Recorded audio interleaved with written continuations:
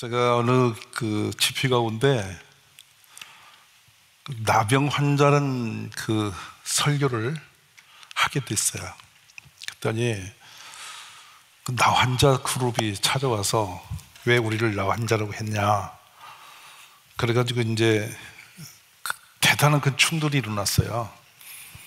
그래가 이제 협의를 하기를 제가 당신들을 폄하한 거 아니니까 용서하자 이렇게 해서 이제 단합을 하고 연초가 되면 전국에 이제 이렇게 나 환자촌에 교회를 섬기는 조건 서로 그래서 본의 아니게 그렇게 이제 섬기게 되는데 제가 이제 그 교회를 다니면서 받은 은혜가 얼마나 컸는지 종종 이렇게 은혜 생각하면 그게 제일 먼저 떠올려져요. 얼마나 감동이었냐면요. 오직 우리를 고치신 분은 예수님밖에 안 계신다. 구약부터 쭉 역사 속에 우리를 치유하신 분이 안 계시는데 예수님이 고치셔 주셨잖냐.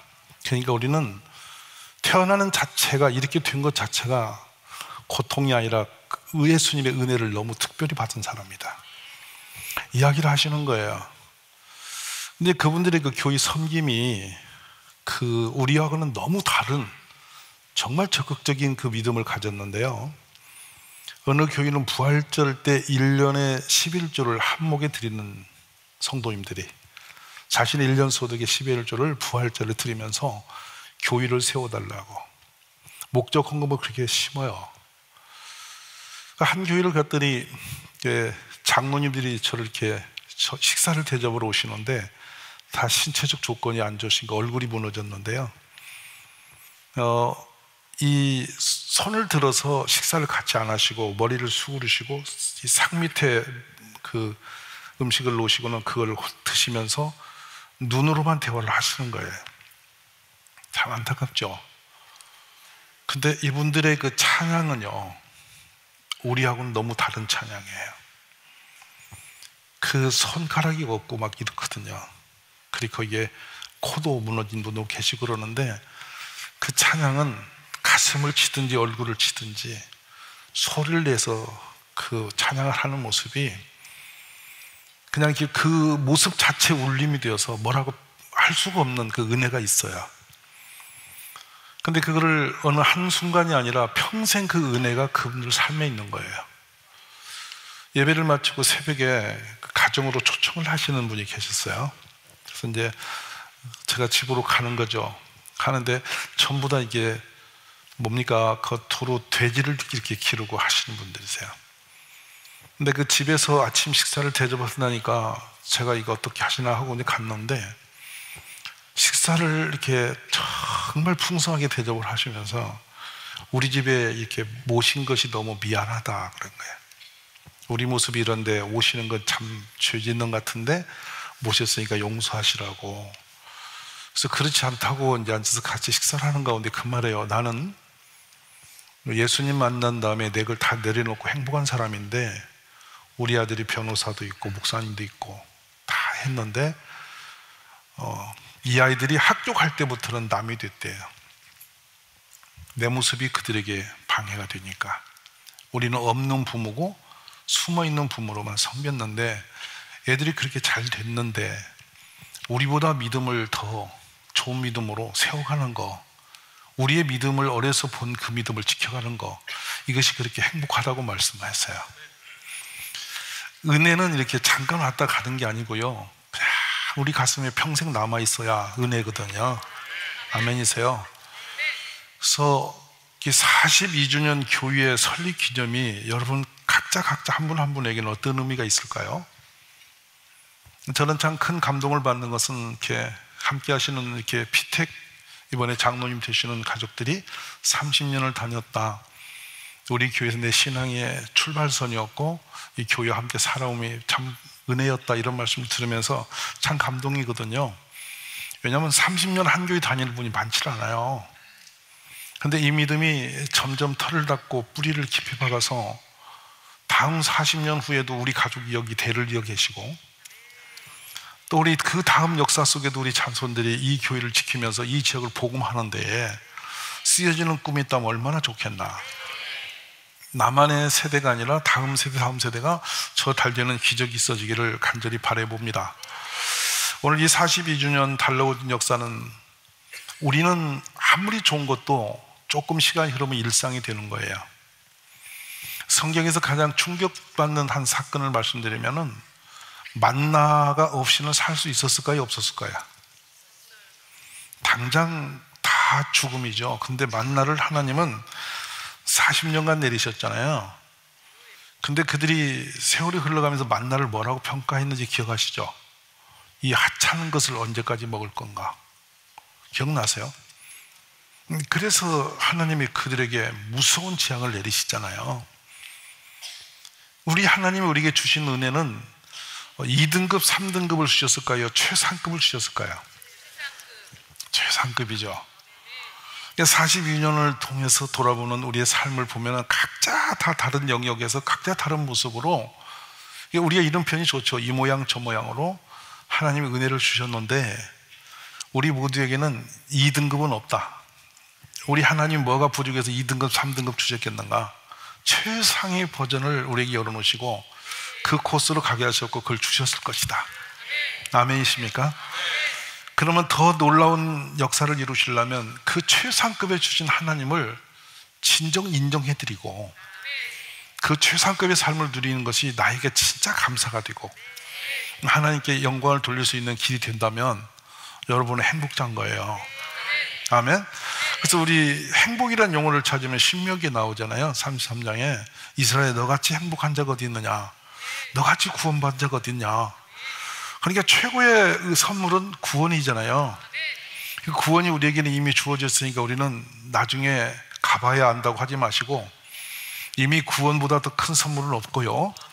두 번째, 지상에 몸된 교회를 주시는 건데 저는 이렇게 교회가 무너지고 또 교회가 힘이 들고 이런 과정을 많이 경험한 사람이에요. 근데 한 교회가 그런 큰 사건, 문제, 고통 없이 쭉 성장과 은혜 가운데 달려온 것은 특별함 중에 더 특별한 겁니다. 아멘. 예전에 근데 지금은 소천하셨습니다만은 부산에 있는 그 수영덕위의 청필도 목사님이 고신대학원 총장이신 황창기 총장이 마지막 포럼을 우리가 하면서 그 말씀하시는 거예요.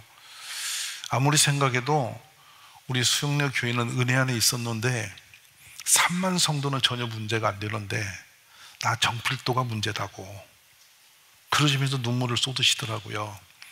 저는 그 당시 젊은 목사로서 이게 무슨 말씀인가, 저분이 너무 커지니까 이상한 생각하네, 이런 생각을 제가 하면서 보았는데 제가 살아가면서 그걸 느꼈어요. 안전한 목사님이, 언제나 변함없는 목사님이 교회에서 그 은혜를 계속 유지하고 계시는 거 여러분에게는 특별한 복이라는 거예요. 아멘이에요. 여러분, 사건 사고 많아요. 문제 많아요. 근데 국민이 나라를 걱정하는 나라가 좋은 나라인가요? 안 좋은 나라잖아요. 이게 지도자들이 국민을 걱정해야 되고 백성을 염려해야 되는데 백성이 지도자를 염려하는 나라는 뭔가 잘못된 구도예요. 그러니까 성도님들이 하나님을 걱정하고 목사님을 걱정하면 안 되는 거거든. 우리는 은혜를 받아야 되는 사람이니까. 근데 제가 이 은혜 한영교회를 보면은 참 은혜 중에 은혜시다. 그래서 참 여러분은 특별한 복을 받으신 분들이다. 제가 그 말씀을 먼저 드리는 거예요. 그리고 앞으로 더 여러분이 더 견고한 이 하나님의 나라를 세우시려면 다시 돌아가면요, 우리 목사님의 비전이 내 비전, 목사님 가슴에 있는 그 중심의 말씀이 나의 중심. 그래서 같은 생각을 하시고 같은 말을 하고 같은 생각을 품고 같이 기도를 하시면 최상급의 역사는 더 일어날 수가 있습니다. 놀라운 것은 역사는 기억하는데 그 역사가 내 것이 안 된 분이 무지 많아요. 구경하듯이. 두 번째로는 우리의 눈을 열어서 오늘 새벽과 지금 연결합니다. 하나님이 하셨던 그 일을 보게 하시라고, 내가 보게 해달라고. 오늘 저녁에는 그 눈을 여는 축복의 왕이 되시기를 원합니다. 왜냐하면 이걸 못 보면 홍해를 건너서 3일 만에 하나님이 어디 있냐고 덤비드는 거예요. 이 은혜의 끝발이 아주 약해. 종종 그런 말이죠. 우리가 식사 시간에 기도하고 또 커피 마시러 가면 또 기도해야 되냐 말하냐, 누가 그래요. 그럼 아까 식사 시간에 한 기도의 끝발이 어디까지 갔냐, 또 이걸 따지는 분이 계셨어요. 참 재밌지 않으세요? 그럼 뭐 할 때마다 기도하면 더 좋지 뭘 그걸 꼭 끝발 따져서 피하려고 하냐. 제가 그러는데 그러지 마시고 그냥 기도는 할수록 좋다. 근데 문제는 그 모든 상황이 내 것이 되지 않으면 구경꾼이 돼요. 즉 오병이의 기적의 빵을 먹고 금방 그 빵이 내 삶에 어떤 영향을 미치지 못하는 거예요. 그러니까 바구니째 빵을 들고 안 왔다고 배 타고 가다가 쌈나는 제자들 보셨죠? 나는 쌈에도 그런 쌈이 우리 집에 있으면 안 되는 쌈이에요. 무슨 말 이해되세요? 금방 은혜 받아서 기적을 먹고 배 타고 가다가 빵 바구니 누가 남은 거 안 챙겼냐고 거기서 소란 피는 거, 제자들의 형편이 그랬어요. 이게 교회가 그러면 안 돼요. 근데 그러면 여러분이 영안의 눈이 열리려면 어디서 우리가 탁 힌트를 넣냐면, 예수님이 처음 사역이 뭐였죠? 첫 번째 사역, 혼인잔치집에, 네, 우리 어린이집 아이들에게 예수 안 믿는 집 아이들 데리고 오전 이제 그 월요일은 4시간 동안 예배 드립니다. 그러면 2살짜리부터 7살짜리가 4시간 예배 드리는 거 쉬워요, 어려워요? 되게 어려워요. 근데 애들이 체질이 되니까 그 시간을 즐겨요. 그리고 드라마 같이 얘기를 하는데 집에 가서 어머니에게 어린아이가 말을 합니다. 엄마, 물이 포도주 됐다. 엄마가 이놈 무슨 소리냐? 그게 진짜라니까? 이건 말도 안 된다. 그렇게 말 안 되기는 엄마 진짜라고. 물이 포도주 됐다고. 누가 맞는 말이에요? 우리는 아이가 맞는 말이고 엄마는 이해가 되세요, 안 되세요? 안 되는데 계속 오면 그런 얘기하고, 노아 할아버지 얘기에 노아가 누군지를 알아야 이 얘기를 하지. 엄마가 궁금해가지고 4살 먹이 아이가 물이 포도주 됐다는 얘기가 궁금해서 교회로 물어보러 오시는 거예요. 왜냐하면 공부를 해야 되겠는 거예요. 자기도 아이하고 대화를 해야 되니까. 그런데 우리 아이들은 그대로 믿습니다. 그대로 믿는데 여기서 중요한 게 하나 있어요. 이 눈이 뭐냐면, 자, 잔치집에 점점 갈수록 포도주 질이 떨어지는 걸 먹게 돼 있는데 이 집은 더 양질의 포도주가 나온단 말이에요. 근데 그날 그 잔치 책임자가 이 포도주가 어떻게 되어진지를 알았나요, 몰랐나요? 나왔고 마셔는 봤는데 이 포도주의 근원을 모르는 거예요. 그래서 성경은 뭐라고 하냐면, 그것을 떠온 하인들은 알고 있었다. 그러나 잔치 책임자는 몰랐다. 지금 여러분 그래요. 잔치는 분명히 있었고 포도주도 경험했는데 이 포도주를 직접 항아리, 빈 항아리에 물을 부은 그 사람들만 아는 것처럼, 이제 여러분의 눈이 열려서 교회의 역사가 내 삶의 축복이 되시려면 목사님이 하시는 사역, 교회가 이루어가는 모든 사역 후에 마치 물을 길어 항아리에 붓는 사람처럼 깊이 동참하셔야 그 은혜가 내 은혜가 되는 거야. 들어서 소문 듣고 그랬더라가 아니라 그때 그 일 속에 내가 있었다. 이런 참여적 성도, 적극적인 삶, 이런 믿음이 여러분을 복되게 하시는 걸 아셔야 됩니다. 우리 저는 이 은혜 한육교회 가족 여러분이 전부 다 사역 배치가 돼 있잖아요. 거다수가. 대답 안 하시는 거는 거의 다 되셨죠. 근데 그게 일상적인 것이 아니고 특별한 축복이라는 거예요. 대다수 성도님들은 교회를 구경하듯이 다니는 분이 많아요. 예배만 드리고 돌아가서 아무것도 없는. 그러니까 그분의 삶은 포도주의 기적을 경험할 수가 없는 삶이에요. 직접 물을 길어서 빈 항아리에 부은 사람, 그리고 그 포도주를 떠다가 공개하는 그 섬김의 사람만 그 포도주의 역사를 알게 되니까 은혜가 있는 거 아니에요. 아멘 되십니까? 우리 그런 축복이 있어지기를 주의 이름으로 축원합니다. 그러면 이 눈이 열리고 나면은 하나님이 하시는 일들이 이제 펼쳐져 보이는데요. 지금 아마 이 세계를 제가 조금 더 쉽게 설명하지 않으면 여러분 잘 모르실 것 같은데, 제 경험된 간증을 하면 이런 게 있었어요. 어느 날 은혜를 너무 크게 제가 받고 성령을 받았는데, 이게 이제 제가 이제 그 성령을 경험한 것은 얼마나 신비롭냐면 밤새도록 날랄랄랄만 했다는 사실이에요. 그러니까 기도가 어떤 스토리가 있거나 뭐 특별한 어떻게 신령함이 있어야 되는데 그냥 날랄랄랄 이러고 날을 샌 거예요. 근데 그 날랄랄 소리가 뭔지는 모르겠는데 왜 이렇게 감동이 됐는지 알 수가 없어요. 근데 밤을 새웠는데 밤새 울면서 날랄랄을 하고 있었다는 거예요. 저는 그게 기적이라고 생각해. 그래 어떻게 눈을 떴는데 밤새 비가 왔는데 비를 맞고 제가 비 맞는 줄 모르고 날랄랄 하고 있었다는 거. 정말 신비하시잖아요. 이런 유치한 일이 어디 있어요? 여러분 길에 서서 날랄을 하고 있으면 약간 간 사람이잖아. 근데 그걸 밤새 혼자 하고 울고 있으니 이게 지금 비정상이잖아. 근데 그때 새로운 세계가 보이는데요. 비가 밤새 내렸으니 나뭇잎에 빗방울이 가득 채워졌어요. 근데 시간이 10시가 막 넘었어요. 그러니까 어젯밤 9시에 올라가서 날랄라를 아침 10시까지 한 거예요.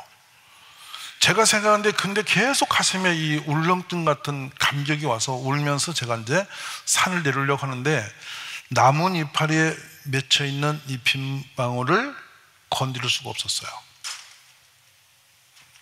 일반적인 때 같으면 빗물을 털고 오든지 어떻게 할 경우인데 그 빗방울을 건드릴 수가 없는 상태가 돼서 제가 왜 그러냐니까 그 빗방울 하나하나가 하나님이 내리신 선물인데 보석처럼 보이는데 저는 더럽고 추악해서 그 빗방울을 감히 건드릴 수가 없는 존재인 거예요.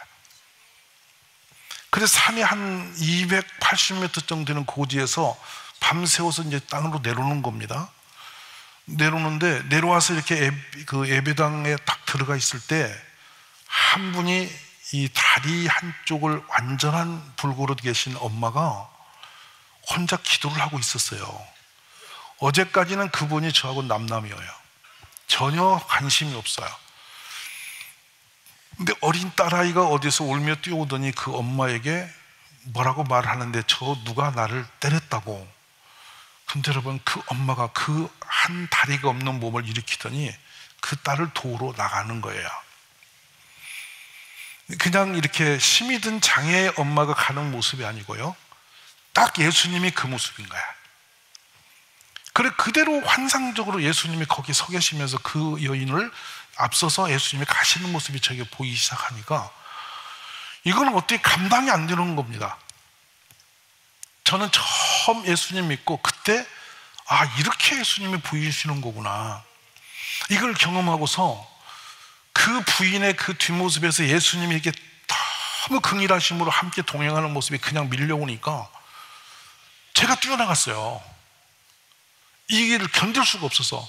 그래도 아무도 없는데 아이가 어떻게 울고 왔는지 그 아이를 보는데 한없는 긍휼함이 채속해서 오는데 사람이 불쌍한 마음이 이렇게 크게 올라올 수가 있을까 만큼 막 불쌍한 마음이 차오르니까 제가 가진 거 다 퍼주고 어떻게 더 모든 걸 있으면 다 더 주고 싶은데 어떻게 할 수 없는 마음이 되어지는 거예요. 근데 이 마음이 누구 마음이냐면 주님이 우리 한 사람 한 사람을 보시면서 주시는 마음이라는 거죠. 그래서 그때부터 저는 기도할 때 뭐를 하게 되냐면 주님 저를 불쌍히 여겨주소서. 이게 기도의 핵이 되는 거예요. 근데 아무리 기도가 안 되는 분도 주님 저를 불쌍히 여겨주소서, 저를 불쌍히 여겨주소서, 이거 똑같은 언어 100번만 외치면 폭발합니다. 성령이 불같이 임하시고 내 영혼의 그 모든 악들이 다 떠나가면서 새 길이 열리게 돼 있어요. 혹시 성령의 받으심이 부족한 분 계시면 오늘 밤부터 하나님, 예수님 저를 불쌍히 여겨주세요.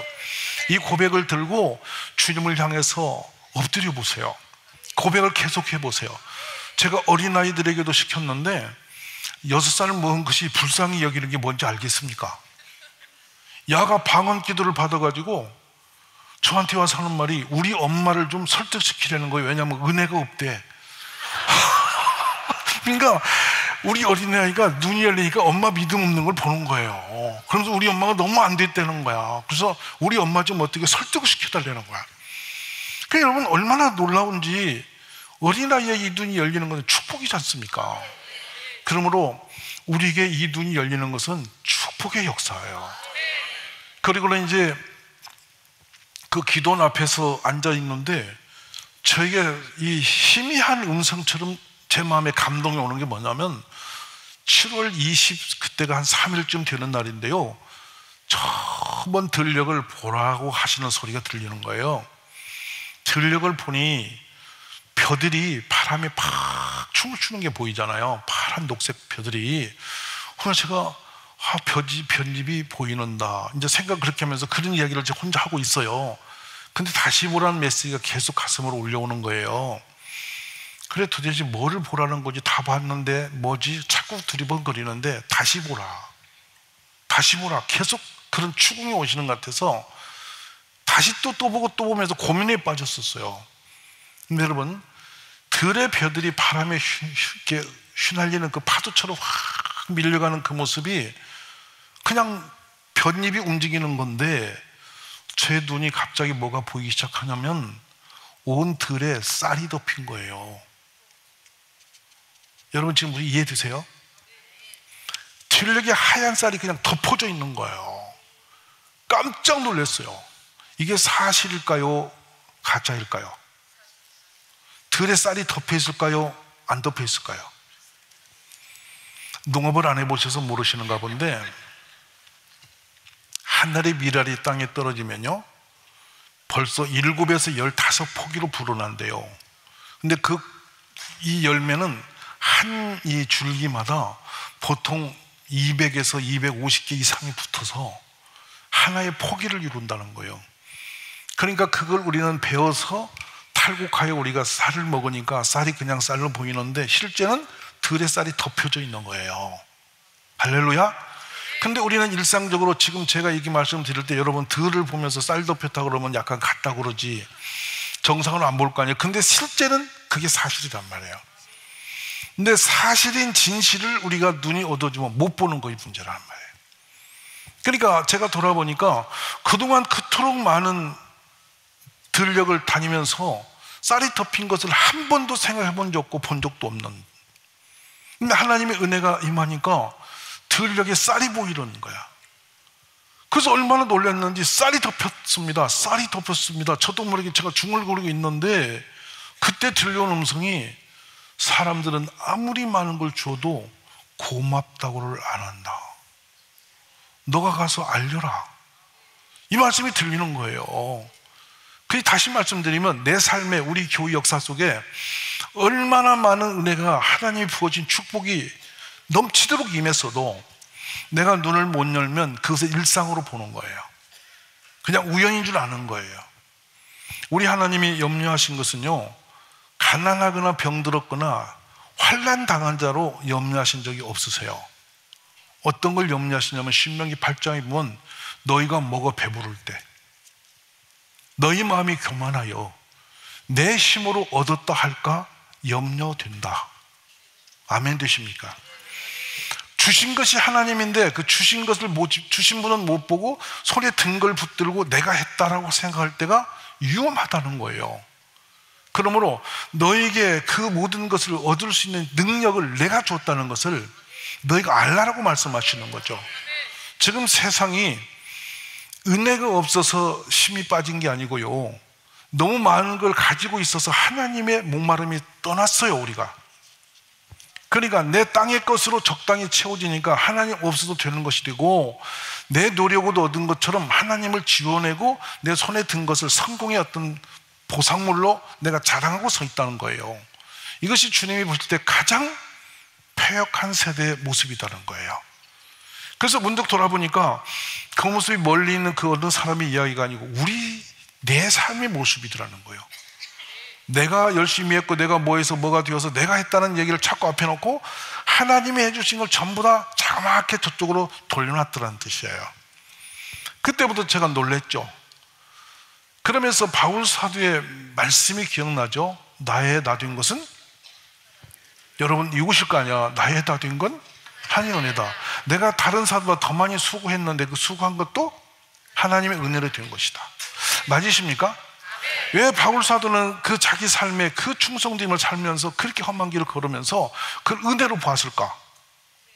왜 그걸 은혜라고 말하면서 그 은혜 속에서 감옥에 들어가 자기 자신이 죽으면서도 자신은 그 은혜 속에 있다고 고백을 할 수 있었을까 생각하니, 그분은 하늘의 신령한 역사를 본 것뿐만 아니라 하나님의 은혜가 감옥 안에도 있었고, 아멘이십니까? 매를 맞을 때 있었고, 헐벗고 굶주릴 때도 있었고, 독뱀에 물려서 죽을 고비를 넘어갈 때도 하나님은 거기 계셨어. 그러니까 자신의 육체는 가도 있어도 하나님의 은혜는 하염없이 임하셨음을 고백할 수 있는 사람이 되어진 거예요. 그러면 이제 바꿔놓으십시다. 바울이 받은 은혜가 클까요? 우리가 누리는 은혜가 클까요?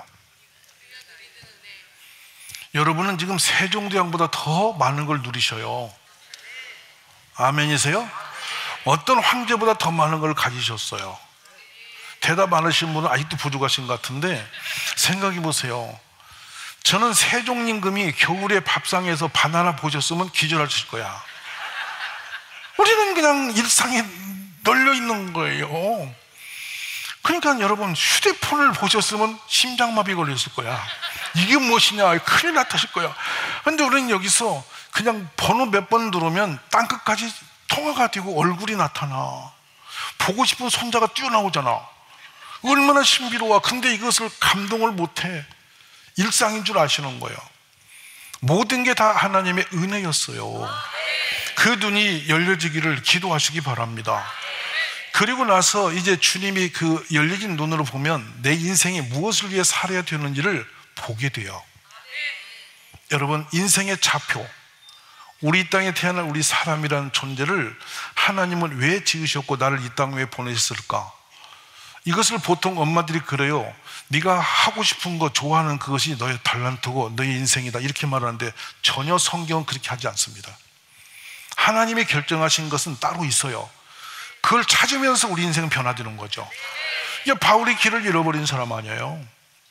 그래서 예수님을 믿는 자들을 처단하기 위해서 결심하고 뛰어다닌 사람 아니에요.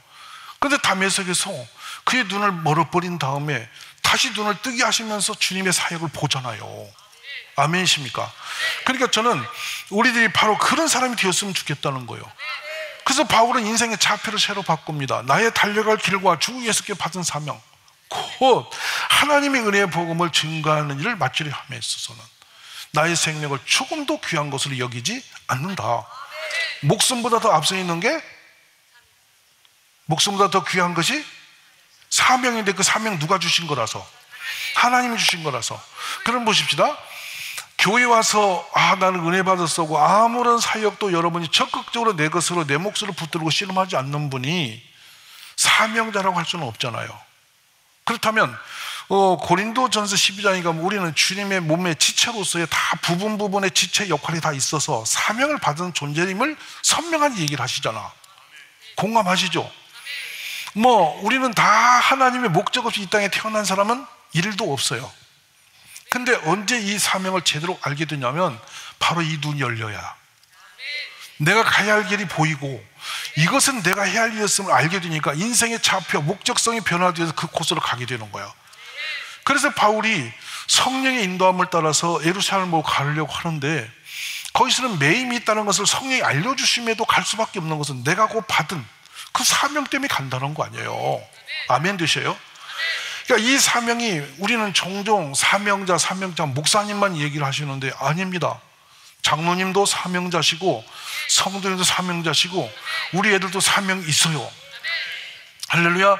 꼭 목사님만 되어야 사명이 아니라 주님을 위하여 뭔가 내 삶의 의미와 목적을 거기 두고 달려가는 것은 전부 다 사명입니다.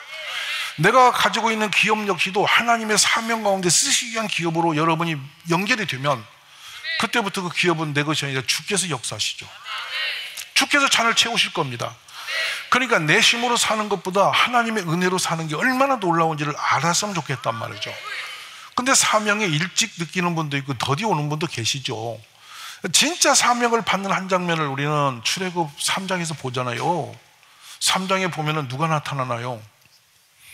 호렙산 떨기나무에서 주의 음성이 들리는데 누가 거기 이름을 부르시나요? 하나님이 누구를? 여러분을 그렇게 꼭 누구야 하고 불러야 대답하시겠습니까? 이미 교회에서 이미 우리는 떨기나무 밑에 안 가도 돼요. 주의 말씀을 통해서, 목사님을 통해서 수없이 콜링이 있었다고요. 근데 그게 내 삶의 목적으로 딱 붙들고 이건 내 사명이야. 이렇게 붙드신 분에게는 남다름의 은혜와 역사하심이 있을 거라고 말씀드리는 거예요.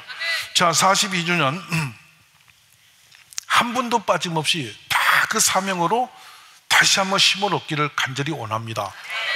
그래서 우리 이름 앞에 하나의 닉네임이 붙죠. 집사 빌립은 앞에 뭐가 붙은지 기억나세요? 사도행전 8장에 전도자 빌립 붙죠. 근데 여러분 이름 앞에는 어떤 내용이 붙은 것 같아요? 옆에 분 한번 좋은 얼굴로 보셔봐. 이분 얼굴 앞에 뭔 이름이 붙었을까? 종종 보면 수다장이 이런 이름이 붙어요. 또 어떤 분은 또 자기 이름은 없어지고 애기 이름을 앞에다 놓고 자기 이름을 지운 분도 계셔. 누구 엄마, 누구 아빠가 뒤에도 돌아다니고 계셔. 근데 이거는 여러분 자연적이고 하나님께서 붙여준 어떤 명사가 우리 앞에 대명사 붙어야 돼요. 대명사가. 그래서 나는 뭐다, 이게 정체성이잖아요. 아멘이세요? 이 42주년에 우리 각 몸의 지체로서의 여러분이 부분적인 한 지체로서 그런 사명들을 선명하게 받고, 아직도 모르시겠으면 모세 부르심을 한번 돌아보셔야 돼요. 저는 모세가 부름받는 장면이 너무 드라마틱해서 모세 이름을 부르시니까 누시냐고 그러고, 또 모세를 보낸다니까 내가 왜 가냐고 그러고, 애굽 사람들을 거기 가서 네 민족을 데려오니까 내가 누구가 한데 가서 그 사람을 데려야 되냐고 따지고 막 끝까지 하던 나중에 핑계댈 말이 없으니까 내가 입이 뻣뻣해졌다고. 하나님 몰라서 물어보신 게 아니잖아요. 근데 그 모세의 말은 거짓말일까요? 사실일까요? 사실이죠, 여러분. 언어도 안 해보면 지워져요. 그러니까 말도 자꾸 해야 말이 나오지, 말을 안 하면 말이 안 나와요. 그러니까 제가 설교하는 목사인데 한 3주만 설교 않고 단에 올라가면 입이 헷갈린다니까요. 그러니까 모세 40년간 말 않고 동물하고만 살았는데 여러분 양하고 말했겠어요? 그러니까 말 없이 살았으니까 말이 못하는 건 사실이잖아요. 그러니까 근데 주님은 그 문제 삼으세요, 안 삼으세요? 말 못하는 건 상관이 하나도 없대요. 말 잘하는 사람 붙이면 되니까. 아멘 되십니까? 그래서 저는 종종 이 말 못하는 사람들이 얼마나 유익한지를 전도 현장에서 느껴요. 전도 현장에서 유창한 말 잘하는 사람 보내면 실속이 없어요. 세상에서 말 듣기 좋아하는 사람이 거의 없다는 사실이죠. 그러니까 자기 말을 너무 많이 하는 사람은 사람들이 그 말에 질려서 떨어져 나가는데, 말을 못하는 사람은 가서 들어주면 붙어서 오는 거야. 그래서 제가 전도권을 처음에는 말 잘하는 사람 뽑다가 말 못하는 사람을 골랐다니까. 근데 이분들은 가면 막 그냥 뭐 갖다 주고 그냥 얼굴 쳐다보면 그쪽에서 물어봐 왜 왔냐고 그러면 그래가지고 거꾸로 전도를 하려고 한 게 아니라 그쪽에 달굼을 당해갖고 붙여서 와. 신비로운 걸 제가 보여줘야지. 그래서 모세의 비법이 거기 있어요. 할렐루야. 이게 말을 안 해도 상관없고 우리 달란트가 부족해도 문제는 전혀 안 되고, 그 모자란 것을 주님이 축복으로 쓰신다고요. 그러니까 여러분이 무엇인지 나는 모르겠지만 주님께 인도하심을 받기를 원하시면 사명만 붙드세요. 그러면 나머지 주님이 채워주세요. 할렐루야. 저는 우리 은혜 한유교회 모든 가족이 은사 없는 걱정이 없기를 바라요. 아멘. 은사는 우리 손에 있는 겁니까? 하나님이 주신 선물입니까? 이건 아시죠? 근데 그 선물은 언제 주시던가요? 언제? 집에 TV 보시는데 주시던가요? 그러면 자다가 받던가요? 은사는 현장에서 주세요. 그러니까 이 어떤 복음과 연결되어서 하나님의 사역을 감당할 때 내 생각지도 않은 은사가 거기서 나타나는, 이거 깜짝 놀랄 일이죠. 그러니까 모세처럼 나는 입이 둔하든지 실력과 능력이 없지 뭐 이러면서 가는데, 어떤 분들도 저한테 그렇게 말을 합니다. 한번 복음 전한 일에 일꾼이 되자 그러면 내가 우리 남편도 못 불러왔는데 누구를 불러오냐고 또 그렇게 해요. 그래서 제가 가만히 보면 저도 그분하고 살면 교회 안 갈 것 같아. 만약 그렇다면 왜 그러냐면 항상 자기만 오라. 그래가지고 남편을 이렇게 하나의 이 가스라이팅이 끝났어. 이미 정규가 끝난 게 뭐냐면 우리 남편은 사단의 뭐야. 그래가지고 혼자 보세요. 이게 얼마나 신비롭냐면 남편은 주일날 부인하고 같이 있어주고 싶은 마음이 좋잖아, 휴일에. 그리고 아내가 좀 챙겨주기도 바랄 거 아니야, 안 믿는 남편은. 근데 부인은 주일날 되면 더 뜨거워서 교회에서 안 와. 맞아 안 맞아? 그래가지고 새벽에 가더니 밤중까지 와갖고 혼자 찬송을 부르며 나타나. 그리고 와서 밤 11시에 세탁기 돌려. 그 남편 돌아버리는 거야. 그래서 이제 버럭 소리 지르면 사탄아 물러가라. 이러니 뭐 그 교회 나올 일이 없는 거야. 그러니까 그냥 목사님까지 사거리 묶어서 예수니까 묶어서 그냥 이 사람이 원수가 되어 있는 거야. 근데 그걸 놓고 부인이나 갑자기 어느 날 무슨 잔치 벌어졌다고 부활절이라고 하면서 달걀 까먹이면서 교회 가겠어요? 말도 안 되는 소리 하는 거예요. 그래서 제가 그러지 마라. 그러지 말고 안 믿는 사람이 얼마나 힘들겠냐. 왜 아멘이 없으세요? 부인 가는 교회를 못 가는 게 얼마나 어렵겠나. 본인 마음이 얼마나 가고 싶은데 어색해서 어때 오겠나. 그러니까 그분의 입장에서 여보, 내가 생각하니 당신이 참 안 됐어. 그러면 남편이 뭐가 안 되냐고 그럴 거 아니야. 내가 예수 믿고 당신이 안 믿고 집에서 이렇게 있는 거 보니 참 안 됐지. 이렇게 하면서 그 남편의 입장에서 이야기를 하면요 나오는 거예요. 아멘이세요? 그러니까 부인이 혼자 믿음 충만해가지고 막 밀고 가는 것은 그거는 좀 조심하실 일이 있고, 집에 계신 남편도 좀 달랠 줄 알아야지. 남자는 항상 부족해서 달래야 말을 듣는 사람이에요. 잔소리를 움직이는 사람이 아니니까 그걸 아시면서 구슬짓이야 되는 거야. 성경도 나오잖아요. 여러분의 착함으로 안 믿는 남편이 구원받는다고 했잖아요. 이해되시면 아멘. 그래 제가 그렇게 이야기를 하죠. 당신이 남편을 설득을 못한 것은 지금까지 너무 믿음이 뜨거워서 그런 거니까 도수를 낮춰서 이제 남편의 입장으로 돌아가자. 그것이 사명이다. 한 영혼 살리려고 사도 바울이 얼마나 유대인처럼 헬라인처럼 믿는 자 안 믿는 자 위치를 다 바꿔서 자신을 변신하지 않았냐. 남편 하나 못 바꿔내냐. 제가 이렇게 말을 하니까 가서 자기가 남편이 원하는 대로 해봤대요. 그래도 말 안 듣는다는 거. 그러면서 마귀가 깊이 씌었대요. 그러니까 이게 말이 되냐고. 근데 그 남편을 제가 전화를 한 적이 있어요. 얼마나 힘드시냐고. 제가 봐도 부인이 특별한 믿음을 가져서 목사 보기도 부담된다. 제가 그랬더니 그러십니까? 맞지요? 그래서 맞다. 당신이 잘 봤어. 그런 부인하고 사는 거 힘들 거예요. 그랬더니 그렇지요. 이래가지고 저거 아구찜 먹었다니까. 그러니까 얼마나 좋은지 몰라. 그래가 교회를 나왔잖아요. 왜냐하면 목사님이 나를 이해해 준다고. 그 세상에 통하는 거예요. 이게 좀 신비롭지 않으세요? 그러니까 우리는 내가 사명을 능력 가지고 내가 난 거 가지고 들어가는 게 아니라 내가 부족할 때 역사가 일어난다. 그러므로 이제 24주년에 우리 은혜 하나님교회 가족은 100% 모든 분이 목사님이 주시는 그 사명의 지팡이를 붙들고 달려가시기를 바랍니다. 그 사명이 아니었으면 모세 지팡이는 낡아 썩어진 동문의 냄새나는 막대기에 불과한 막대기예요. 이해되세요? 안 되세요? 그리고 그 나이는 80이 되었으니 처가살이 80이면 볼장 다 본 거예요. 미래가 있으세요? 없으세요? 아니 돌아보세요. 지금 미래가 있어요? 없어요? 혹시 미래가 있다고 하시는 분? 그분은 아주 성령이 임하신 분이야. 그냥 아무리 봐도 80의 처가살이에 아무것도 없이 처갓집에 양만 몰고 들로 돌아다니는 남자가 희망이 있어 없어? 희망이 없어요. 그러니까 그 모세처럼 희망이 없는 사람에게 80이 부르시는 건 뭐예요? 그냥 30이 부르시지. 근데 모세가 그 광야 40년, 궁궐에 40년, 80년을 홀딩한 것 같잖아, 인생을.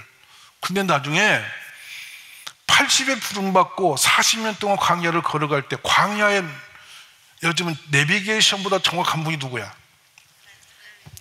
근데 그 세상에도 그 광야 길을 모세보다 정확히 아는 사람이 있어 없어? 40년 동안을 양하고 돌아다녔으니까 양이 가는 산길까지 다 아는 사람 아니야. 이스라엘 백성 데려가는 일도 아닌 거야. 나시면 아멘. 근데 그렇게 무능했던 그분이 그동안에 그렇게 평범하고 비참했던 바닥 인생이 하나님의 사명을 딱 붙드는 순간에 역사가 나타나는데 그의 지팡이가 변신하잖아. 아멘. 그 지팡이 하나 들고 누구를 이겨? 바로 왕을 굴복시키잖아. 아멘. 근데 그 지팡이 하나 들고 바다를 내리치니 바닷물이 갈라졌어요. 여러분 공감하시면 아멘. 기적은 어디서 보시냐? 내 인생의 기적은 사명을 붙들 때부터 시작이 된다는 거예요. 아멘 되십니까? 근데 그 좋은 사명을 왜 뒤로 제치냐고. 오늘 여기 계시는 어떤 분이 내 나이가 80인데 이런 분 계시면 모세 형님을 보시면 돼요. 전혀 걱정하지 마세요. 이제 스타트 하시는 연령이세요. 이제 꿈을 꾸시라는 얘기예요. 아멘 되셔요? 그래서 저는 이제 70대 이상은 저희 교회는 전부 다 주일학교 교사로 임명을 해요. 할머니 말고 할아버지. 왜냐하면 하나님 성품과 제일 유사하게 비슷하게 맞아지는 분이 할아버지래요. 그래서 할아버지예요. 잘 들으시라고. 그래서 이제 우리가 심리학적인 책을 보면 뭐가 나오냐면 할머니는 계산줄을 댄다는 거야. 이렇게 애들하고 놀다가도 뭘 사주고 나서 너 이거 누가 사줬니? 이렇게 한다는 거야. 그래서 할머니 그러면 이놈 잊지 마라. 너 커서 뭐 갖고 올 거야. 꼭 딜을 한다네. 그러니까 할머니하고 놀면 애들이 쩔어. 커서 뭘 대야 돼. 이 공포의 할머니가 되는데 할아버지는 그냥 있는 대로 털어주고 묻지를 않아. 말씀 아멘. 우리 하나님 뭐 해놓고 우리에게 물은 적 없어요. 그냥 퍼부주시는 분이에요. 그래서 이제 우리 장로님들을 은퇴하시기 전에 전부 다 사명자가 되어서 주일학교로 파송을 받아. 아멘 되세요. 그러니 얼마나 좋냐면 공직에서 평생 동장님으로 계시던 장로님이 계세요. 근데 이분이 하루는 저한테 그래. 새벽에도 기도를 저보다 오래 해. 웬 기도가 이렇게 기냐고 하루는 제가 물어서 그 장로님 지금 저거 끝발대기 합니까? 왜 그렇게 끝까지 기도하십니까? 제가 이렇게 물어봤죠. 그랬더니 막 웃으시면서 그게 아니고 제가 데리고 있는 중학생들 이름을 부르다 보니 지금 이게 날이 새는 걸 모른다 이거야. 근데 어느 날 이분이 자꾸 얼굴 새카매져서 오는 거예요. 그래서 어디 아프시냐고 물었더니 그게 아니고 요새 내가 사명 감당하려고 역사를 한다는 거예요. 그래서 무슨 일 하시길래 그래요? 그랬더니 학교 앞에 교통정리 하시면서 80만 원을 보너스가 생긴다는 거예요. 그러면 당신의 은퇴금에다가 그걸 플러스해서 중학교 애들 뭘 사주려고 섬기려고 그 일을 하는데 자기 너무 행복하다는 거예요. 그러니까 여러분 그때부터 얼마나 행복한지 생각을 해보세요. 얼마나 감동이 드는지 생각해 보세요. 저는 나이 드셔가지고 골프장에도 골프치다 허리 돌아가신 분 많아요. 그래가지고 그냥 쓰지도 않은 근육을 갑자기 너무 무리하게 써가지고 나가지도 않은 공을 얼마나 세게 때려버렸으면 허리가 먼저 돌아갔겠어. 그래가지고 들어누워서 그냥 몇 달간 고생하시는 거 보면 참 마음이 안 됐어. 그때 가서 제가 기도를 뭐라고 해요? 주여 골프를 치다가 다치신 허리 이렇게 할 수는 없잖아. 그러니까 사명으로 했으면 얼마나 좋겠냐고. 제가 골프장을 방해하는 건 아니에요. 적당히 하시고 사명으로 돌리시라는 거예요. 할렐루야. 사명은 위대한 거예요. 인생의 가치가 올라가는 건데 눈이 열리면 그때부터 내 할 일이 보여지고 주님의 은혜가 보여지고 내가 무엇을 해야 되는지를 알게 되는 거예요. 아마 지금은 그 청년이 잘 방송에 사라졌는데요, 고려대학교 앞에서 철가방 배달하는 시골 청년이 대학원, 경영학부 대학원에 그걸 뭐라고 합니까? 교수님은 아니신데 이 특강사로 불려다니는 거. 여러분 학벌이 중졸이에요. 근데 이분이 철가방을 오토바이 싣고 배달을 하는 분인데 교수님 눈에 들어서 이게 진짜 경영학의 대가다 이래 됐거든. 그러면 전 세계에 우리 한국에 철가방 메고 달리는 분이 한둘이겠냐고. 근데 이 청년은 남다름이 있어요. 뭘 봤냐면 이분 강의가 이렇게 나왔어요. 이 말을 합니다. 저는 이 시골에서 올라와서 이 중국집에서 배달하는 게 처음에 마음이 상했대. 남들이 깔보는데 근데 어느 날 내가 배달을 할지라도 내 인생의 가치와 의미를 여기서 찾겠다. 이걸 바꾼 거야. 그리고 배달이 딱 이제 주문이 들어오면 연구실의 교수님이 주문이 딱 들어오면 자기는 딴 데 가던 거 돌려서 간대. 그 왜 그러냐 그랬더니 교수님이 오직 바쁘면 배달을 시켰겠나. 그래서 전화기 수화기 놓자 들어간대.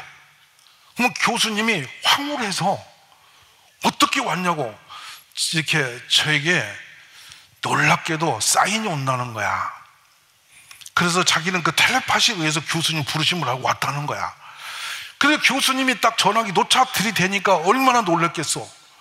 그런데 학생들이 부르면 자기가 그거 봐서 잠밥이라도 남은 거, 뭐라도 음식이 남은 것을 더 갖고 짬뽕 국물을 하나 더 가지고 보너스를 가지고 찾아간다는 거예요. 그럼 학생들은 배가 고파서 부른 건데 그냥 이겁니다 내놓고 또 하나 내놓고 하나 또 내고 2개, 3개 더 내놓으면 애들이 그냥 황홀해서 박수를 치고 먹는다는 거야.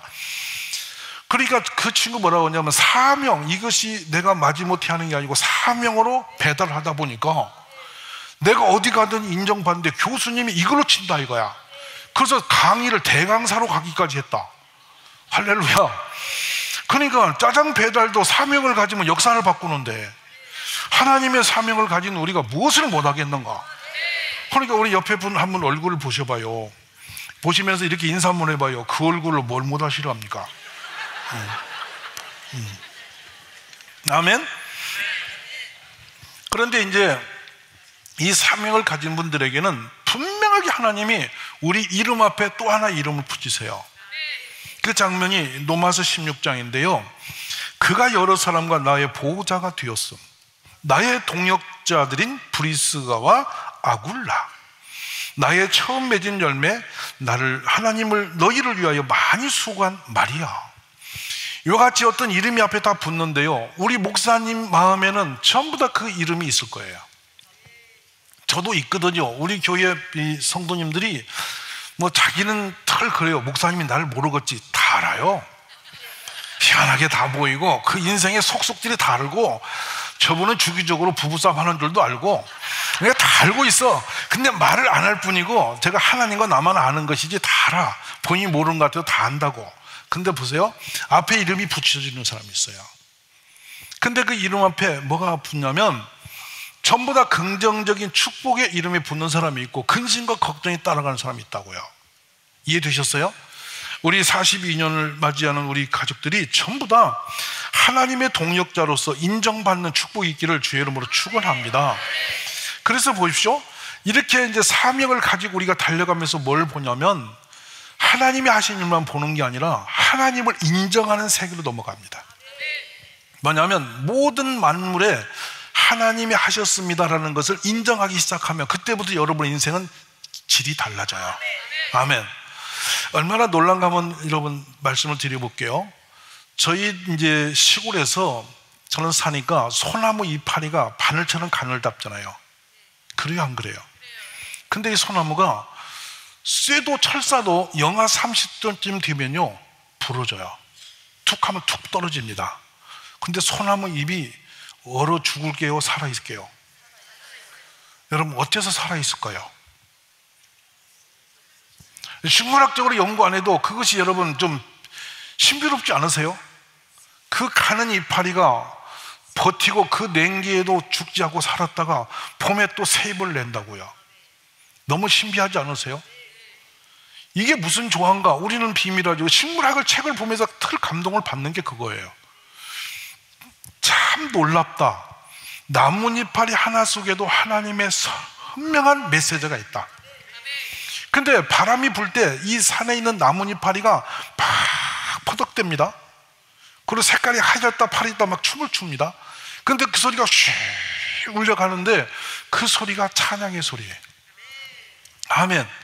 하늘에 날아가는 새들이 소리를 내요.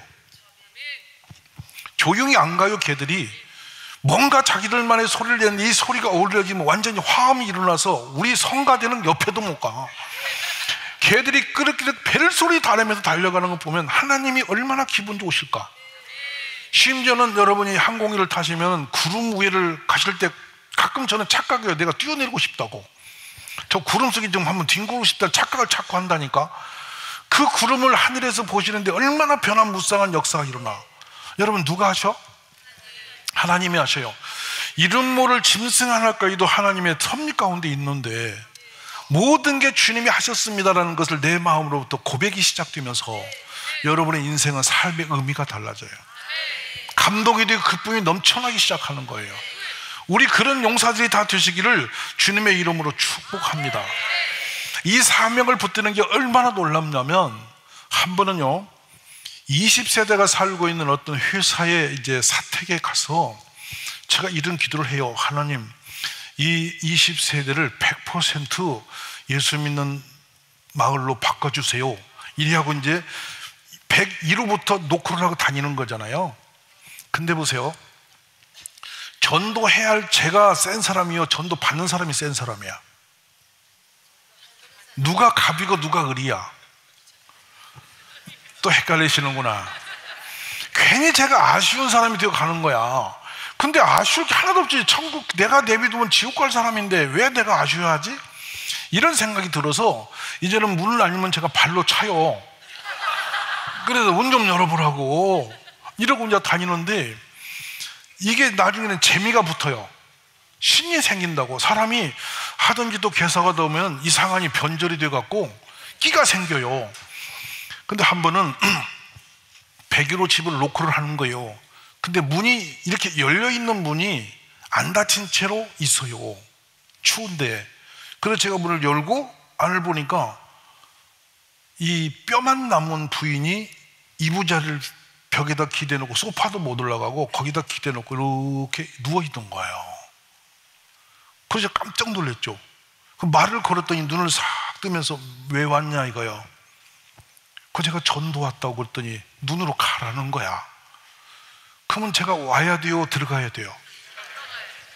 들어가야 맞죠? 근데 여러분, 혼자 일어나기도 힘든 부인이 계신데 남자가 혼자 들어가는 거 괜찮아? 분위기 어때? 갑자기 얼었지 여러분. 근데 마음에 예수님이 이분을 축복하시기 위해서 오늘 보내셨다, 이 생각이 드니까 제가 들어가는 거지. 그래서 멀찍이 엎드려서 제가 기도를 합니까? 무릎 꿇고.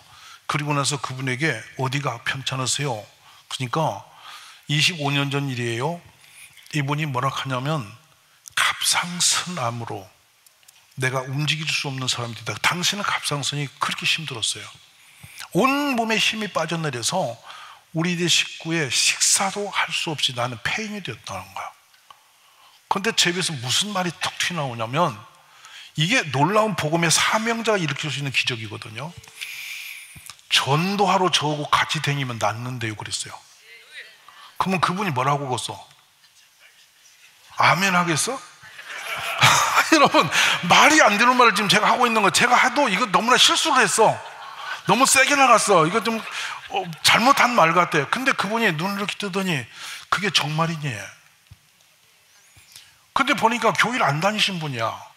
근데 제가 이 동네를 다 전도하려고 이렇게 왔는데, 여기가 이로니까 아주머니부터 좀 전도를 해야 될 필요가 있어 지금 말씀을 전하고 있는 거지. 눈으로 끄덕여요. 그러니 제가 그날은 기도하고 왔죠. 물러났죠. 아무래도 일으킬 방법이 없어서 매일 갔어요. 매일 가면서 기도해드리고 또 기도해드리고, 나하고 전도를 활동할 날이 있을 거다, 기도하자 하고 돼 있는데, 그 단지에 2층에 딴 분이 이사 오셔서 같이 어울려지기 시작하면서 이분이 1층으로 올라갑니다. 그리고 같이 예배드리고 같이 전도를 시작했는데 18세대가 1년 만에 교회를 다 왔어요. 아멘이십니까? 그러니까 감사한 것은, 그러면 두 세대가 어디 갔냐? 두 세대를 찾으러 갈까요? 제가 총각들이 주말 뒤면 서울로 가고 없는 집이야. 그게 100% 나온 거예요. 할렐루야. 그런데 이분이 힘을 얻어서 그때부터, 그 당시 하얀 아반떼 차였어요. 하얀 아반떼 차를 탁 남편 걸 자기가 운전하기 시작하면서 길거리 전도로 막 아파트 전도를 다니기 시작하는 거예요. 정말로 몸이 나왔어요. 살아있는 증인이 됐어요. 아멘.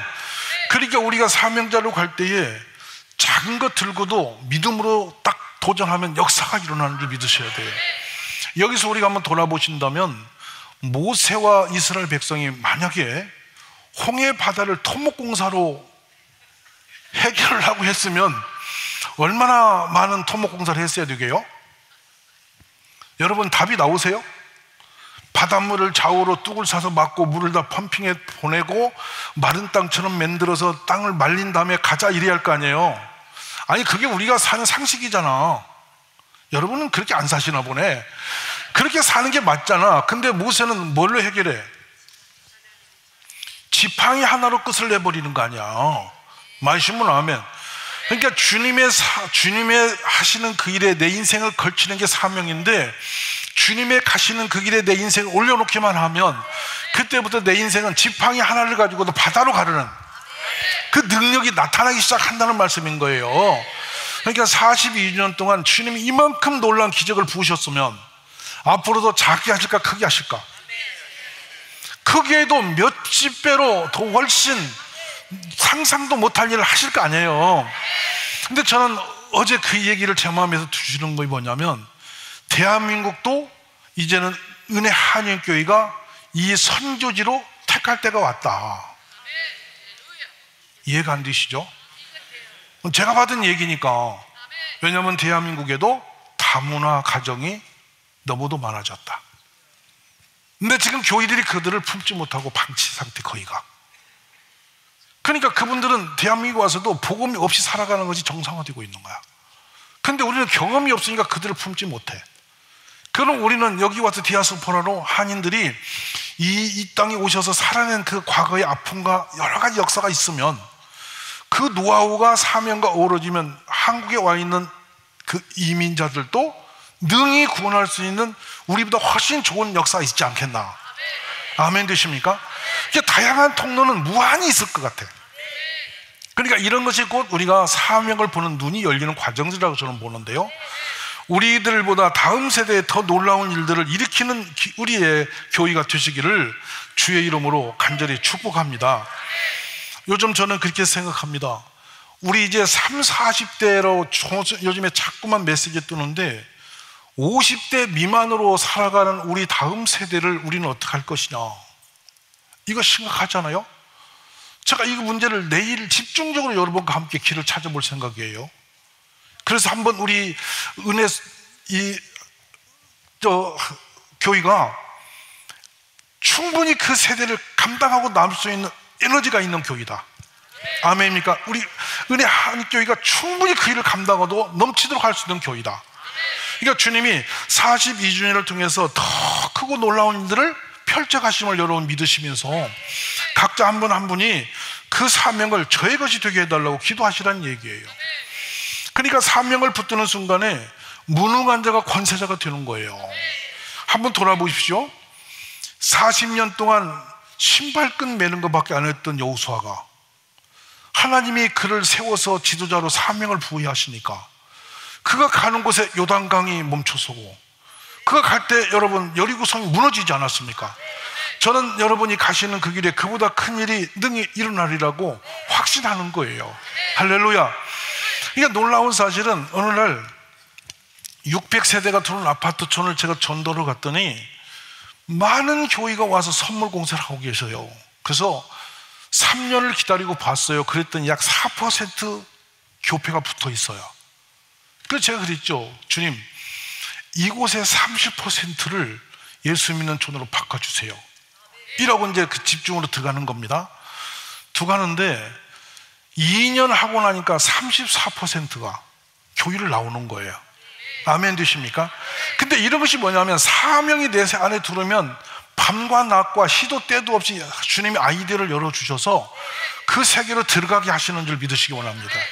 즉 그러니까 그것이 바로 능력이 되는 건데, 우리는 병 고치는 능력, 예언의 은사, 이런 은사만 능력으로 보시는지 아시는데, 실제는 사역 자체가 능력이고 은사예요. 그보다 큰 기적은 없어요. 그때부터 이제는 달관이 됐죠. 10분 이내에 설득이 가능하다. 누구를 만나든지 된다. 그러면서 이제 제가 이 전도자로 사명을 가지고 변신이 됐는데, 원래 저는 되게 이렇게 소극적인 사람이고 낯선 사람 만나는 걸 되게 부담을 느끼는 사람이에요. 그리고 특히 여성들을 참 감당이 어려워요. 왜냐하면 여성 세계만큼 복잡한 나라는 없어요. 그러니까 잡지책도 남성 시대는 없잖아. 근데 여성 잡지는 줄 서 있잖아. 무슨 말 아시면, 그 백화점 가도 가장 물이 안 좋은 4층에 남성복이 들어가고 좋은 물은 다 여성들 판인 거야. 심지어 지하실부터 주변 옥상까지 다 여성용이고 남성용은 4층만 있어. F층. 무슨 말 아시면 아멘이야. 참 슬퍼. 그게 왜냐하면 남성들은 돈이 안 돼. 왜냐하면 양복을 입어도 여기 좀 넓혔다 줄였다 뒤에 하나 찢었다 옆에 찢었다 다 봉해버리고 그러고 평생 살아. 공감이 되세요? 근데 여성들 보세요. 못하는 게 없어요. 머리도 볶아버리고 얼굴도 뭘 그려 넣어버리고 눈썹도 붙였다 뗐다 해버리고. 요새 주님이 헷갈리는 것은 60몸도 30대처럼 하고 다녀버리고 감당이 안 되는 세대가 여성들인 거야. 그러니까 제가 놀라는 거 있잖아요. 여성들은 옷을 입어도 절대 그냥을 못 입어. 그래서 위에서 자르다 안 되니까 밑에서 자르 올라가. 막 앞에 타다가 뒤 타다가 옆에 타다가 막 난리를 법석을 치고 다녀. 그러니까 세상의 모든 경제는 여성 손에 다 가버렸어. 이게 통장까지 이제 아예 갔잖아. 맞으셔 안 맞으셔? 근데 그 복잡한 여성을 어떻게 제가 코드를 맞추겠냐고. 도대체 답이 안 나오는 세대거든. 근데 한 번은 교인이 시험이 들었다고 전화를 꺼버리고 안 받아. 몇 달 만에 연결이 되어서 만났지. 그래서 왜 그렇게 했냐고 그러니까 자기가 교회를 나갔는데 목사님이 눈길을 안 줘서 안 왔다는 거야. 저는 눈길을 피한 적도 없고 안 준 적도 없어. 준 적도 없고. 근데 혼자 판단하고 안 와. 그러니까 여성 세계는 복잡해. 근데 교회에 여성이 많아 남성이 많아? 그러니까 얼마나 제가 쫄았겠어. 근데 제가 목회를 하면서 이제 터득이 되어서 요새는 이제 뻔뻔한 사람이 됐는데, 사명은 자신의 모든 약함을 뛰어넘는 역사가 있어요. 얼마나 재밌는지 아세요? 엊그전에 신세계 백화점에 볼일스 갔다가 엘리베이터를 탔는데 이상하니 60대 아주머니가 저 둘이 탔어. 그러면 여러분 뭐라고 해야 돼? 둘이 타면 이거 인사하기도 그렇고 안 하기도 그렇고. 근데 층층이 엘리베이터 문이 열리잖아. 그래서 밖에 보니까 커피숍이 있어서 요새 백화점에서 커피도 파네. 그랬더니 그 아주머니가 나를 째려보는 거야. 그래서 눈빛이 그러지 마시고 아주머니 커피 좋아서 그랬더니 화를 내려고 뻘쩍뻘쩍해. 그래서 아침부터 저도 커피 좋아하는데 혹시 궁금해서 물어보니까 대답하세요. 그랬더니 2잔 먹었어요. 아, 이래고 싸우자고 덤벼. 그래 나중에 잘 제가 사과하고 달래가지고 1층에 가서 제가 빵 하나 사드렸다니까. 너무 재밌는 세상이에요. 그래 여러분이 길에 가다가 이렇게 신호대에 걸리면 옆창을 다 내리고 아는 체 하셔야 돼요. 할렐루야. 그러면 그쪽이 누군지를 몰라서 궁금해하면서 가신다고. 맛이 갔잖아. 근데 지금은 뜸이 들일 시간이 없어서 때우리 급해서. 그러니까 전도 방법이 얼마나 단순하냐면 엘리베이터 하면 즉각적으로 물어봐. 요새 남편 월급 잘 가져옵니까? 아저씨 왜 그러세요? 궁금해서 그럽니다. 이렇게 시작이 되면 굉장히 재미가 있어. 그냥 막 들어가는 거야 이제는. 왜냐하면 서론이 필요가 없는 시대야. 언제 우리가 서론을 깔고 앉아서 막 들어가야 되는 거야. 요새 막 그러고 다니는 거야. 그러니까 나이가 드니까 너무 자유로워. 그러니까 우리 어르신들에게 제가 좀 부탁하는 거야. 사명을 가지면 90도 괜찮고 60도 괜찮고 상관없어요. 막 들어가세요. 그냥 가서 막 터뜨리면 사고 나는 거예요. 아멘 되십니까? 그러고만 이게 애들이 있으면요 무릎을 떡 꿇고, 이야 이 애는 앞으로 크면 큰 힘을 두겠네. 그러면 그 아주머니 그래요. 아저씨 왜 그러세요? 내가 보는 게 있어서 그럽니다. 이러면 막 아이고 반가워 난리를 냅니다. 그러면서 어디 사십니까? 그러면 어디 사냐? 바로 다 까줍니다 여러분. 그렇게 해서 이제 또 우리가 친분을 갖고, 또 열차를 탈 때는 귤이나 오징어 같은 것을 사들고 가는데 저는 주로 이제 귤을 많이 활용합니다. 그러면 귤을 가서 아주머니 앞에 가서 제가 까줘. 천천히 까는 거예요. 이렇게 까면은 아주머니가 자꾸 차리다 봐요. 그러면 다 까가지고 드시라고 주면은, 한 번은 이제 부산 아주머니들이 좀 화끈하거든요. 부산은 비가 와도 충청도는 비가 오신다 그래요. 근데 부산은 뭐라고 하냐면 비가 셀이 부었다 그러고 막 그냥 강한 어투가 쏟아집니다. 그러니까 막 억수로 왔다 그러고. 그러니까 막 언어가 강하잖아. 혹시 거기 계신 분 계세요? 비가 오셔도 거기는 억수로 오세요. 충청도는 오시는 비고. 근데 막 그렇게 강한 이제 어투가 오는데, 제가 귤을 까서 줬더니 아주머니가 귤을 손을 차버려서 귤이 굴러가 버렸어. 그러니 제가 이제 그 기어가서, 양복을 입은 사람이 무릎으로 기어가서 귤을 갖고 와서 제가 옷에 닦으면서 일부러 그걸 먹는 거야. 아이 좋은 귤을 이렇게 버릴 수 있냐고. 그랬더니 아주머니가 화가 나갔어. 나갔는데 대구 지났더니 다시 왔어. 근데 귤을 똑같지. 또 째려보지. 똑같지. 둘이 그래서 귤 갖고 싸움이 붙었어. 그래서 이제 부산역에 내렸어. 제가 뒤에 따라가지. 그러니까 왜 따라오냐는 거야. 그래서 나 갈 길 가시라고 계속 가니까 계속 불안해. 그래서 아주머니 그러지 말고 나를 만난 게 우연이 아니라고, 내가 보통 사람인 줄 아니냐고. 아주머니 너무 세상을 모르는 거라고. 잠깐 시간 좀 5분만 내라고. 커피 한잔 하자고. 그래 둘이 커피숍이 아니라 커피를 먹게 됐다니까요. 얼마나 재밌어. 그래가지고 애가 몇이냐, 남편이 뭐하냐, 이제 신상조사가 시작이 됐어. 그랬더니 그분이 막 일시까지 다 써줘, 혼자. 그래가 종종 전화하는 거예요. 별일 없냐? 요새 별일 없냐? 자꾸 전화하니까, 아니, 아저씨 왜 그러세요? 아니, 내가 마음이 불안해서 그래. 안녕하세요. 그러면, 아니, 괜찮아요. 나중에 왜 그러냐? 그래서 교회 가시라고 하는 말 했더니, 교회 가면 큰일 날 건데, 큰일 난다고. 그래서 갔잖아요. 아멘이세요? 그러니까 우리의 사명이 들어오면 이 얼굴도 철면피가 되고, 사도바울 보세요. 아그리빠 왕에게 뭐라요? 아그리빠 왕이 큰일 날 뻔했잖아요. 믿을 뻔했잖아. 이해되시면 아멘. 바울아 네가 공부를 많이 하더니 진짜 정령 약간 같다. 한글 해석이 그게 말이 약간 간 것 같구나 그랬잖아요. 그러니까 왕이시여 내가 묶인 것만 당신이 나같이 되기를 원합니다. 이게 정상이에요, 비정상이에요? 여러분 정상이라 한 분이 약간 간 분이야. 이건 도대체 정상이 아닌 거야. 근데 그렇게 우리는 살아내는 거예요. 재밌어요, 안 재밌어요? 너무 재밌는 사명을 감당할 때 힘들게 하지 말고 놀으라 이거야. 놀러 다니시는 거야. 즐거운 거야. 그러니까 그 상대 코드를 맞춰서 눈높이 맞추고 같이 즐기면서 막 어울리는 거예요. 얼마나 놀랍습니까? 그러므로 저는 생각해요. 이 사명을 참 축복이다. 내가 주의 일을 하는 거, 전도하는 거, 뭘 하든지 참 이게 감사한 일이다. 이 고백이 오는 거예요. 그래 보니까 온 도시에 다 전도할 사람밖에 안 보이잖아요. 말씀은 아멘. 한 번은 제가 이 말씀을 드리면서 사명이 얼마나 즐거운지 드릴게요. 대구에서 새벽 4시 30분에 아주 추운 겨울에 집필을 하러 제가 이제 호텔에서 걸어갑니다. 걸어가는데 앞에 새벽에 술이 취한 분이 계속 담배를 피우고 가는 거예요. 뒤 가다 보니까 나는 계속 담배 연기를 계속 마시는 거야. 그래 제가 빨리 가면 그도 또 빨리 가고 이상하게 둘이 왔다 갔다 해. 그래 제가 등을 세게 때렸죠. 그랬더니 이렇게 쳐다보는 거야. 아니 담배 때문에 새벽부터 죽겠네 내가. 아저씨 뭐예요? 그래서 뭐든 양반아 담배를 혼자 피든지 길에서 피워가 사람 잡겠잖아. 그랬더니 왜 시비냐? 그래 둘이 싸움이 붙었어. 그래가지고 담배가 어떠니 멋이 어떠니 뭐 사람을 때리니 많이 뭐 복잡한 얘기가 오갔어요. 그래서 나중에 제가 손 잡고 같이 갔죠. 그래서 교회 계단에 둘이 앉았어. 제가 좀 있으면 설교할 거예요 거기서. 근데 거기 계단 입구에 앉아서 둘이 대화를 하는 거예요. 당신은 도대체 왜 담배를 피게 됐냐? 역사를 말해봤더니 얼결에 배웠대. 근데 끊어야 할 거 아니냐? 그래서 계속 그 얘기를 하다가 둘이 예배 시간에 계속 손 붙들고 들어갔다니 교회로. 여러분 그게 얼마나 재밌어. 그러니까 사명이라는 것은 아주 단순한 거예요. 어렵게 생각 전혀 하지 마세요.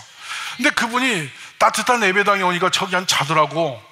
예배 끝날 때. 그래서 끝나고 제가 물 한 잔 들고 가니 둘이 대화하면서 달래가지고 담배 끊고 교회 다니라 했더니 예 이러고 갔어요.